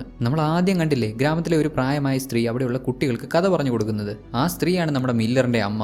രാവണന്റെ പുനർജനമായി കോരനാർ വന്ന് നമ്മുടെ ഗ്രാമത്തെ കാത്ത പോലെ ഈ തലമുറയിലും കോരനാർ വീണ്ടും പുനർജനിക്കും, നമ്മളെല്ലാവരെയും രക്ഷിക്കുമെന്നൊക്കെ പറഞ്ഞ് ഈ പുള്ളിക്കാരി സംസാരിച്ചപ്പോൾ ഇതൊന്നും ഈ പുള്ളിക്കാരിയുടെ മകന് നമ്മുടെ ഹീറോയ്ക്ക് അങ്ങോട്ട് പിടിക്കുന്നില്ല. ഓ പിന്നെ ഇപ്പൊ കോരനാർ വന്ന് രക്ഷിക്കും ഇത്രയും നാൾ ഒരു കോരനാറും വന്നില്ല, ഇനി ഒരു കോരനാറും വരാൻ പോകുന്നില്ല. ഇവർ പറയുന്ന പ്രേതകഥയൊക്കെ കേട്ടോണ്ടിരിക്കാതെ എഴുന്നേറ്റ് പോവുള്ളേ. ഈ ഒരു സമയത്ത് നമ്മുടെ ഹീറോയുടെ ചേട്ടൻ സെങ്കണ്ണ ഗ്രാമത്തിലേക്ക് തിരിച്ചു വരുന്നുണ്ട്. പുള്ളി സ്വാതന്ത്ര്യ സമരത്തിന്റെ ഭാഗമായിട്ട് പല സ്ഥലങ്ങളിലാണല്ലോ, വല്ലപ്പോഴും മാത്രമേ ഗ്രാമത്തിലേക്ക് തിരിച്ചു വരൂ. കുറേ നാളുകൾക്ക് ശേഷം ഇപ്പോഴാണ് ഗ്രാമത്തിലേക്ക് തിരിച്ചു വരുന്നത്. അടുത്ത് തന്നെ ഇവരുടെ ഗ്രാമത്തിൽ ഉത്സവമൊക്കെ നടക്കുന്നുണ്ട്. അതിന് മുന്നോടിയായിട്ട് വന്നതാണ്. ഇവരുടെ ഈ ഗ്രാമത്തിൽ ഉത്സവം നടക്കുന്നത് ഇഷ്ടപ്പെടാത്ത കുറച്ച് പേരുണ്ട്. അതിൽ പ്രധാനി രാജകുമാരനാണ്. ഇവരൊക്കെ വെറും എച്ചിൽപ്പട്ടികൾക്ക് സമാനമായി കാണുന്ന ഗ്രാമത്തിലുള്ളവരൊക്കെ ഉത്സവം കൊണ്ടാടുന്നു. ഇതൊന്നും ഇവർക്ക് ഒട്ടും അങ്ങോട്ട് സഹിക്കുന്നില്ല. പ്രത്യേകിച്ച് രാജകുമാരന് അതിന് എരികേറ്റി കൊടുക്കാൻ ഈ ചതിയനും കൊണ്ട് കൂടെ ബ്രിട്ടീഷുകാർക്കെതിരെ സമരം ചെയ്തു എന്ന കുറ്റത്തിൽ നമ്മുടെ ഹീറോയുടെ ബ്രദറിനെ അവർ തിരയുന്നുണ്ട്. ഇതറിയാവുന്ന ഈ ചതിയൻ എന്ത് ചെയ്തെന്നോ, സെങ്കണ്ണൻ ഇപ്പോൾ ഈ ഗ്രാമത്തിലുണ്ടെന്നുള്ള കാര്യം ബ്രിട്ടീഷുകാരെ ഇൻഫോം ചെയ്തു. ഒരുപാട് വർഷങ്ങൾക്ക് ശേഷമാണ് അങ്ങേരെ നാട്ടിൽ വരുന്നത്. ഇപ്പോൾ ദാ ബ്രിട്ടീഷ് പട്ടാളം അങ്ങേരെ പിടിക്കാൻ വരുന്നു. അവരോടൊപ്പം രാജാവിന്റെ സൈന്യത്തെയും അവർക്ക് സപ്പോർട്ടായിട്ട് അയക്കുന്നുണ്ട്. ഉത്സവത്തിന്റെ ആഘോഷത്തിലായിരുന്ന സെങ്കണ്ണ ബ്രിട്ടീഷ് പട്ടാളത്തെ കണ്ടതോടെ വേഗം അവിടെ ഓടി രക്ഷപ്പെടേണ്ട അവസ്ഥയുണ്ടാവുന്നു. പെട്ടെന്ന് ഇങ്ങനെ ബ്രിട്ടീഷ് സൈന്യവും രാജാവിന്റെ സൈന്യവും ഒക്കെ ഗ്രാമത്തിലേക്ക് ഇടിച്ചു കയറി വന്നപ്പോൾ തന്റെ മകനാണ് അവരുടെ ലക്ഷ്യമെന്ന് മനസ്സിലാക്കി നമ്മുടെ ഹീറോയുടെ അമ്മ അവരെ തടയാൻ ശ്രമിച്ചു. ഇവരെ കൊണ്ട് അവരെ തടയാൻ പറ്റൂ? ആ ഒരു ഉന്തിലും തള്ളിലും പുള്ളിക്കാരി വീണ് അവരുടെ തല പൊട്ടുന്നു. സെങ്കണ്ണ ഒരു വിധത്തിൽ ഓടി രക്ഷപ്പെട്ടു. എന്നാൽ നമ്മുടെ ഹീറോയുടെ അമ്മ മരണക്കിടക്കയിലായി. അവരെ ചികിത്സിക്കാൻ പ്രാപ്തിയുള്ള ആരും ഈ ഗ്രാമത്തിലില്ല. മരണക്കിടക്കയിൽ കിടക്കുമ്പോഴും ഒരു തവണ കൂടെ തന്റെ മൂത്ത മകൻ സെങ്കണ്ണയെ കാണാൻ പറ്റിയിരുന്നെങ്കിൽ ആഗ്രഹിച്ച് ഇവർ ഒരുപാട് തവണ അവന്റെ പേര് വിളിക്കുന്നുണ്ട്. അങ്ങനെ കുറേ സമയം ആ വേദനയൊക്കെ സഹിച്ച് കിടന്ന അവസാനം അവർ മരണപ്പെടുന്നു. അവിടെ കെട്ടിയതാൽ അടുത്ത സീനിൽ ഇപ്പൊ പ്രസന്റിൽ ഇവരുടെ ഗ്രാമത്തിൽ നിന്ന് ഒരല്പം ദൂരെയായിട്ടുള്ള ഒരു പാറയിൽ നമ്മുടെ വേൽമതിയും ആ കൊള്ളക്കാര സംഘത്തിലെ കുറച്ച് ആളുകളും വേൽമതിയുടെ കൂടെ ഉണ്ടായിരുന്ന കുറച്ച് ആളുകളും ബ്രിട്ടീഷുകാരുമായിട്ട് കുറേ നേരം യുദ്ധം ചെയ്തെങ്കിലും ജയിക്കാൻ പറ്റാതെ ഒളിച്ചു പാത്ത് നിൽക്കുന്നുണ്ട്. ഈ കൂട്ടത്തിലുള്ള നമ്മുടെ ഹീറോയുടെ സുഹൃത്തിന്റെ നില ഗുരുതരമാണ്. വെള്ളക്കാരുമായിട്ടുള്ള ഫൈറ്റിനിടയിൽ പറ്റിയതാണ്. വേൽമതി ഇപ്പോൾ കൂടെ ഉണ്ടെങ്കിലും അവളെ കൊണ്ട് ചെയ്യാൻ പറ്റുന്നതൊക്കെ ഓൾറെഡി അവൾ ചെയ്തു കഴിഞ്ഞു. ഇനിയിപ്പോൾ ഇവൻ രക്ഷപ്പെടുമോ എന്നുള്ളത് ഇവന്റെ ഭാഗ്യം പോലെ ഇരിക്കും. അന്ന് രാത്രി ധനുഷ്കോടി ഉൾപ്പെടെയുള്ള സ്ഥലങ്ങളിൽ പോയി തിരച്ചിൽ നടത്തുന്ന ബ്രിട്ടീഷ് സോൾജേഴ്സിന് കിട്ടുന്ന ഇൻഫോർമേഷൻ നമ്മുടെ ഹീറോ ഓൾറെഡി സിലോണിലേക്ക് പുറപ്പെട്ടു എന്നാണ്. ഇനിയിപ്പോൾ ഹീറോയെ പിടിക്കാന്ന് പറയുന്നത് അത്ര എളുപ്പം പിടിച്ച പണിയല്ല. അവനെ പിടിക്കാൻ പറ്റിയില്ല, തങ്ങൾ പരാജയപ്പെട്ടു എന്ന് മനസ്സിലാക്കിയ ബ്രിട്ടീഷ് ജനറൽ ആവട്ടെ അവർക്ക് പിടിക്കാൻ പറ്റിയ അല്ലെങ്കിൽ അവരുടെ മുന്നിൽ കീഴടങ്ങിയ കൊള്ളക്കാരൻ നേതാവിനെ അറസ്റ്റ് ചെയ്തുകൊണ്ട് പോകുന്നു. ബട്ട് സർപ്രൈസിംഗ്ലി നമ്മുടെ ഹീറോ ദേ അവന്റെ നാട്ടിലെത്തിയിരിക്കുന്നു. പിന്നങ്ങോട്ട് വെടി, പുക, സ്ഫോടനം, വൻ സീൻ. ആകെ മൊത്തം ബ്രിട്ടീഷ് സോൾജേഴ്സിനെ ഇട്ട് വട്ടം കറക്കി കളഞ്ഞു. അവർക്ക് നേരാവണ്ണം ഫൈറ്റ് ചെയ്യാൻ പോലും പറ്റുന്നില്ല. എല്ലാ സൈഡിൽ നിന്നും ആളുകൾ വന്നു. നമ്മുടെ ഹീറോ അവന്റെ കൂടെ ധനുഷ്കോടി വഴി ആയുധ കച്ചവടമൊക്കെ നടത്തുന്ന ഒരു മലയാളിയില്ലേ, അങ്ങേരും അങ്ങേറെ ആളുകളും പിന്നെ ഇങ്ങനൊരു ഫൈറ്റ് ഉണ്ടായപ്പോൾ രക്ഷപ്പെടാൻ പറ്റിയ കൊള്ളക്കാരൻ നേതാവും ഒരു പാറയുടെ പുറകിൽ ഒളിച്ചിരുന്ന അങ്ങേറെ ആളുകളും എല്ലാവരും കൂടെ ഇടപെട്ട് ബ്രിട്ടീഷ് സോൾജേഴ്സിനെ ഒരു പരവുമാക്കി. കുറച്ചധികം ബ്രിട്ടീഷ് സോൾജേഴ്സിനെ ഇവർ തടവിലാക്കുന്നുണ്ട്. ആ കൂട്ടത്തിൽ വെള്ളക്കാരുമുണ്ട്, അതേപോലെ ഈ നാട്ടിൽ നിന്ന് അവരുടെ പട്ടാളത്തിൽ ചേർന്ന ആളുകളുണ്ട്. ഇതിൽ നിന്നൊക്കെ രക്ഷപ്പെടാൻ ശ്രമിച്ച ബ്രിട്ടീഷ് ജനറലിന്റെ വാഹനം മിസൈൽ യൂസ് ചെയ്ത് കത്തിച്ചു. അതിലങ്ങേറെ പാതി മുഖം പോകുന്നുണ്ട്, എങ്കിലും ഒരു വിധത്തിൽ തപ്പിത്തടഞ്ഞെഴുന്നേറ്റ് മുന്നോട്ട് പോകുന്നു. ഇത്രയൊക്കെ സംഭവിച്ചതിന് ശേഷമാണ് ഇവിടുത്തെ രാജാവ് ഇങ്ങോട്ട് വരുന്നത്. ഇങ്ങോട്ടല്ല, പുള്ളിക്കാരൻ ഈ താഴ്ന്ന ജാതിക്കാരെ കാണുന്നതേ ദേഷ്യമല്ലേ, അമ്പലത്തിലേക്ക്. പുള്ളി അമ്പലത്തിനകത്ത് കയറി കൂടെയുള്ള രാജകുമാരനെയും കാലിയെയും ഒക്കെ ശകാരിക്കുന്നുണ്ട്. ഇത്രയൊക്കെ കൺമുന്നിൽ സംഭവിച്ചപ്പോൾ ഗ്രാമത്തിലുള്ളവർ തിരിച്ചടിച്ച് പൂമാർ വെറുതെ നോക്കി നിൽക്കുമായിരുന്നെന്നൊക്കെ പറഞ്ഞ്. ആൻഡ് ഇവിടെ വെച്ച് ഇങ്ങേര് വേൽമതിയെ കാണുന്നു. വേൽമതിയെ കണ്ടതോടെ ഇങ്ങേറെ വാശി കൂടി. എന്ത് ചെയ്തിട്ടാണെങ്കിലും വേൽമതിയെ കൊന്നു കളയണമെന്ന് ഇങ്ങേര് പറയുന്നുണ്ട്. കുറച്ച് സമയം കഴിഞ്ഞു പോയി. ഗ്രാമത്തിലെ ബ്രിട്ടീഷുകാരെ കൊന്ന ആളുകളെയൊക്കെ അവർ ദഹിപ്പിക്കുന്നു. ശേഷം നമ്മുടെ ഹീറോ ഒരു വലിയ തോക്ക് എടുത്തുകൊണ്ട് വരുന്നുണ്ട്. ഇവർ പിടിച്ചു വെച്ചിരിക്കുന്ന ബ്രിട്ടീഷ് സോൾജേഴ്സിന്റെ കൂട്ടത്തിൽ വെള്ളക്കാരെ മാത്രം കൊന്നു തള്ളുന്നു. ദേവിന് ഈ തന്ത്രശാലിയായിട്ടുള്ള ചതിയനെയും ഇവിടെ പിടിച്ചു വെച്ചിട്ടുണ്ട്. ഇത്രയൊക്കെ ചെയ്തു കൂട്ടി എന്ന് കരുതി ഇവർ യുദ്ധം ജയിച്ചെന്നാണോ? ഒരിക്കലുമല്ല. ബ്രിട്ടീഷുകാർ ഇപ്പോൾ തിരിച്ചു വരും, ഒരുപാട് ആളുകളെയും കൊണ്ട് തിരിച്ചു വരും. അവരെ നേരിടാൻ തയ്യാറെടുക്കേണ്ടതുണ്ട്. അതിനിപ്പോൾ എന്തൊക്കെ ചെയ്യാം, എങ്ങനെയാണ് അവരെ നേരിടേണ്ടത് എന്നൊക്കെയുള്ള കാര്യങ്ങൾ ഡിസ്കസ് ചെയ്യുന്ന സമയത്ത് ഇവരിവിടെ പിടിച്ചു കെട്ടിയിരിക്കുന്ന രാജാവിന്റെ ഒക്കെ കൂടെയുള്ള ആ ചതിയനില്ലേ, അങ്ങേര് ഇവിടുന്ന് രക്ഷപ്പെടാൻ ശ്രമിക്കുന്നുണ്ട്. പതിയെ പതിയെ കെട്ടഴിച്ച് പുള്ളിക്കാരൻ രക്ഷപ്പെട്ടു. വലിയൊരു യുദ്ധം നടക്കാനുള്ള എല്ലാ സാധ്യതയുമുണ്ട്. അതുകൊണ്ട് അമ്പലത്തിലുള്ള രാജാവ് അങ്ങേറെ സൈനികരിൽ പ്രധാനിയായിട്ടുള്ള കാലിയോട് ബാക്കിയുള്ള സൈനികരെ എല്ലാവരെയും കൂട്ടിക്കൊണ്ടുപോയി അമ്പലത്തിന് മുന്നിൽ കാവൽ നിൽക്കാൻ പറയുന്നു. പേടിയില്ലാതിരിക്കുവോ? 4 ആളുടെ ബലമില്ലാതെ പുള്ളിക്കാരൻ എങ്ങും പോകാറില്ല. രാജകുമാരനും സോൾജേഴ്സിനോടൊപ്പം അമ്പലത്തിന് മുന്നിൽ കാവൽ നിൽക്കുന്നുണ്ട്. ബ്രിട്ടീഷ് സൈന്യം ഇവിടെ വന്ന് വലിയൊരു യുദ്ധം തുടങ്ങിക്കഴിഞ്ഞാൽ ഈ നാട്ടിലുള്ള ആളുകളെ തന്നെ ആക്രമിക്കാനായിരിക്കാം ഇവരുടെ പദ്ധതി. ഇതേസമയം നമ്മുടെ ഹീറോയുടെയൊക്കെ പ്ലാൻ എന്താണെന്നാൽ എന്തായാലും ഈ ഗ്രാമത്തിൽ തന്നെ ആളുകളെ നിർത്താൻ പറ്റത്തില്ല. ആളുകളെയൊക്കെ എങ്ങനെയെങ്കിലും അമ്പലത്തിനുള്ളിൽ എത്തിക്കണം. ക്ഷേത്രത്തിനുള്ളിൽ കുറച്ചുകൂടെ സേഫാണ്. പക്ഷേ മുൻവാതിൽ വഴി ക്ഷേത്രത്തിനുള്ളിൽ കയറാൻ പറ്റത്തില്ല. അവിടെ സോൾജേഴ്സ് നിരന്നു കഴിഞ്ഞു. അപ്പോഴാണ് വേൽമതി ഒരു വഴി പറയുന്നത്. അവൾക്ക് അമ്പലത്തിന് പുറകിലുള്ള ഒരു രഹസ്യ വഴി അറിയാം. അവിടെ ഒരു വലിയ കല്ലുണ്ടാവും. അത് കറക്റ്റായിട്ട് കണ്ടുപിടിക്കാൻ സാധിച്ചാൽ ആ കല്ല് തള്ളി മാറ്റി അമ്പലത്തിനുള്ളിൽ കയറാൻ പറ്റും. അങ്ങനെ ആ വഴി ഒരു ശ്രമം നടത്താൻ തീരുമാനിച്ച് വേൽമതിയും കുറച്ച് ആളുകളും അമ്പലത്തിന് പുറകിലേക്ക് പോകുന്നു. നമ്മുടെ ഹീറോയും കുറച്ച് ആളുകളും അമ്പലത്തിന് മുന്നിൽ നിൽക്കുന്ന സൈനികരെ ഡിസ്ട്രാക്ട് ചെയ്യാനും പോകുന്നു. ക്ഷേത്രത്തിന് മുന്നിലൂടെ അകത്ത് കയറാൻ ശ്രമിച്ചവർ അവിടെ കല്ല് മാറ്റാൻ ശ്രമിച്ചപ്പോൾ ശബ്ദമുണ്ടായി. രാജാവിനും രാജകുമാരനും ഒക്കെ ഇവരുടെ പദ്ധതി എന്താണെന്ന് മനസ്സിലായി. അതേ തുടർന്ന് ക്ഷേത്രത്തിന് മുന്നിൽ നിൽക്കുന്ന സോൾജേഴ്സ് അവിടെയുള്ളവരുമായിട്ട് ഫൈറ്റ് ചെയ്യുന്നു. ക്ഷേത്രത്തിന് പുറകിലേക്കും കുറെ സോൾജേഴ്സ് ചെന്ന് അതുവഴി അകത്ത് കയറാൻ ശ്രമിക്കുന്നവരുമായിട്ട് ഫൈറ്റ് ചെയ്യുന്നു. മുൻവശത്ത് നമ്മുടെ ഹീറോയും രാജകുമാരനും തമ്മിൽ അടിയായി. മില്ലർ നല്ല പൊട്ടിയേരി കൊടുക്കുന്നുണ്ട്. മറ്റവൻ ഒരുമാതിരി സൈക്കോത്തരൊക്കെ കാണിച്ച് കുറെ ഡയലോഗ് അടിക്കുന്നേ ഉള്ളൂ. മില്ലറിനോട് ഒറ്റയ്ക്ക് പിടിച്ചിരിക്കാനുള്ളതൊന്നുമില്ല. നന്നായിട്ട് അടി വാങ്ങി കൂട്ടുന്നുണ്ട്. അപ്പോഴേക്കും പിൻവശത്ത് കൂടി ക്ഷേത്രത്തിനുള്ളിൽ കടന്ന് നമ്മുടെ ഹീറോയിനും അവളുടെ കൂടെയുള്ള ആളുകളും അങ്ങോട്ട് ചെന്ന് സോൾജേഴ്സിനെയൊക്കെ വകവരുത്തുന്നുണ്ട്.